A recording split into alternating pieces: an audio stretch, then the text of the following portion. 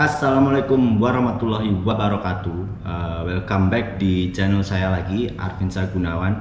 Kali ini saya mempunyai satu segmen, yaitu belajar wasit, teman-teman. Dimana di belajar wasit ini, teman-teman yang pengen menjadi wasit, saya akan bahas di sini. Oke, langsung saja kita di belajar wasit. Flexing ain't discreet about it. Extra, extra read about it. Say you wanna beef about it. We gon' come and see about it. Flexing ain't discreet about it.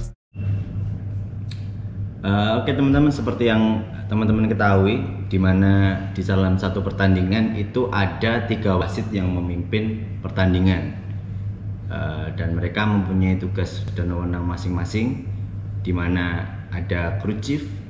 Crew chief itu merupakan seperti pemimpin dalam satu regu wasit tersebut. Ada umpire 1 dan umpire 2. Dia harus memiliki kerjasama dalam satu tim, walaupun tugas dan wewenangnya berbeda. Nah, seperti diagram di bawah ini merupakan standar pre-game position, jadi standar posisi sebelum bertanding, di mana teman-teman bisa melihat CC berada di tengah, ada U1 di sebelah kiri CC dan U2 di sebelah kanan CC.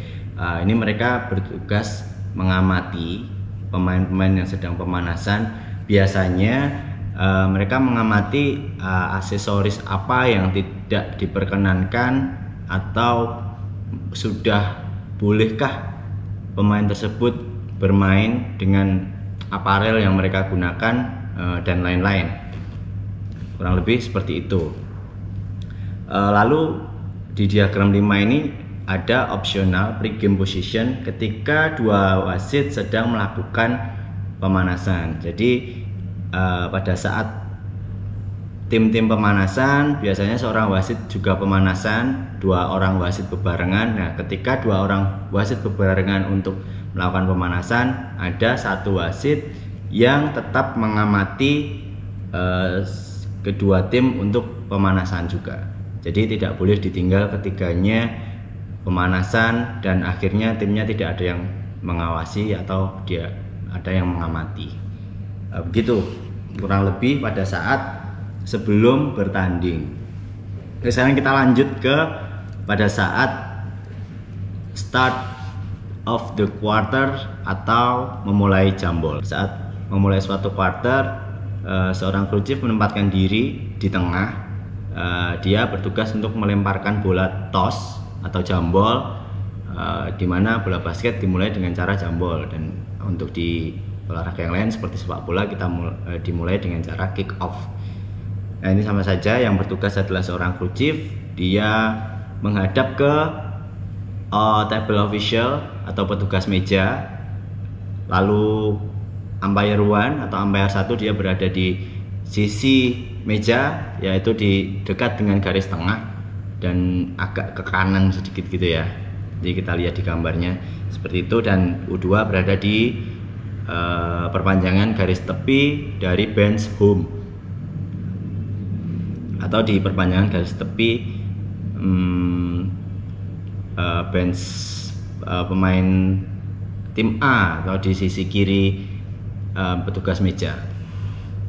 Oke teman wasit, saya jelaskan secara singkat apa tugas seorang U1 dan U2 pada saat jambol untuk memulai kuarter pertama.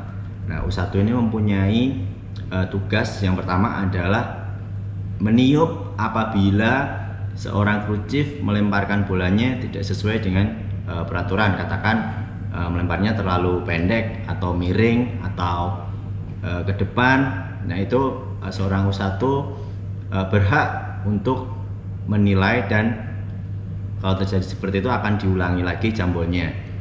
Lalu atau akan terjadi jumper violation, katakan bola belum menuju titik tertinggi, ada satu pemain jumper yang mendahului. Nah, itu tugasnya U1 untuk meniupkan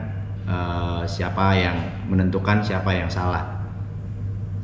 Lalu satu lagi tugasnya ketika jambol pada saat memulai suatu quarter, U1 akan menentukan sinyal, akan memberikan sinyal start the game ketika bola sudah di tap secara legal oleh jumper tersebut. Itu tadi tugas U1.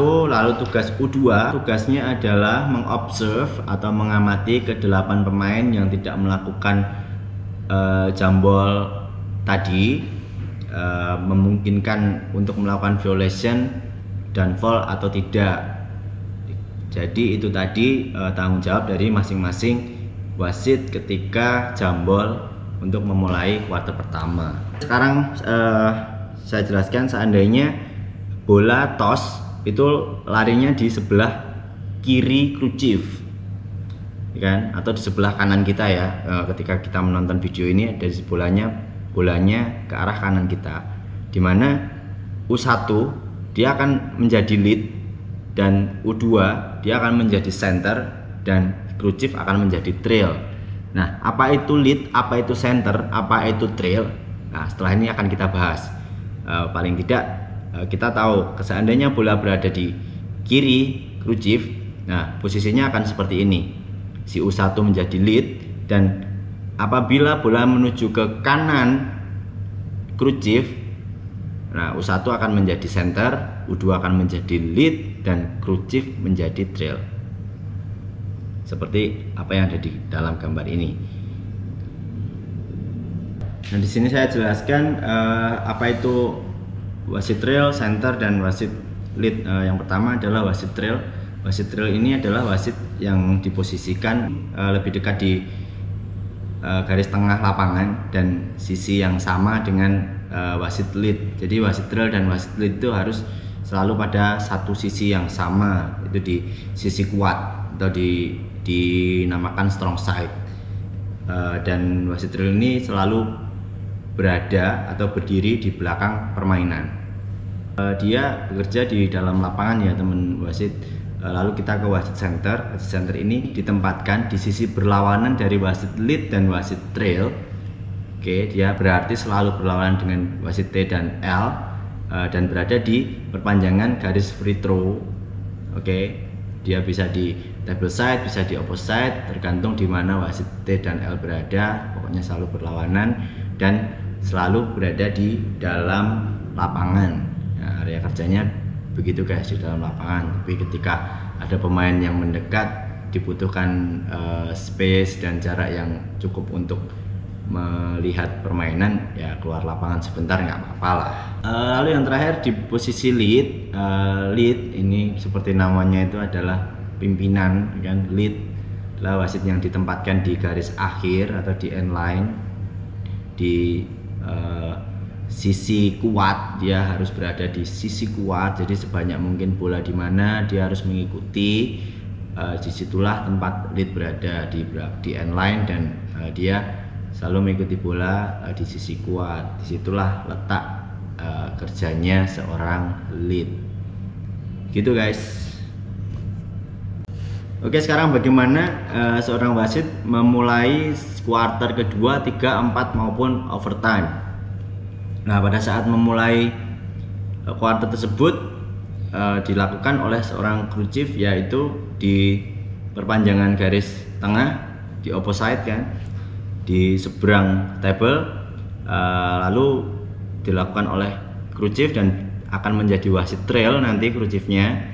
Lalu posisi center itu berada di table side, berada di posisi dekat meja, dan lead berseberangannya, di seberangannya berada di end line. Itu untuk memulai kuarter 2, 3, 4 maupun overtime.